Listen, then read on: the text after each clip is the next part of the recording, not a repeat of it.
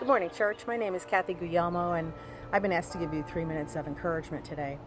So I'm going to tell you a little bit of a story from 10 years ago. My father died in January of 2010, and I had been suffering from Lyme disease. My husband was diagnosed with leukemia and was being treated for that.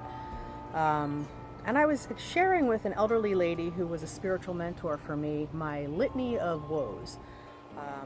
Really feeling sorry for myself, extremely depressed.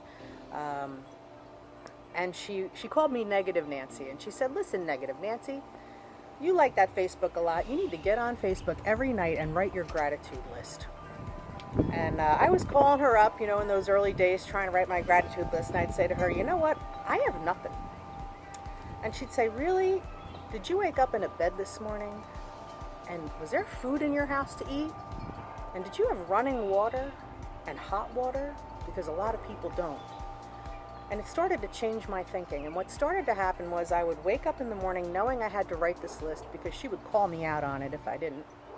And I started looking for things to be grateful about. I started listening for things to be grateful about, thinking of things to be grateful about from the minute I woke up in the morning until the time I got ready to write my list in the evening. And what happened is my perception about life changed. When I started looking for things to be grateful for, I started finding those things. And I found them everywhere and in everything, even in bad situations. My mom died the year after my father, and all through her illness and death, I was doing my gratitude list. And I'm still doing it today. Just as an example, Don and I were riding the motorcycle about a month ago. We have a touring bike. We ride it all over the country. And we rode for about an hour. We got off to take a break, and a truck knocked over our motorcycle.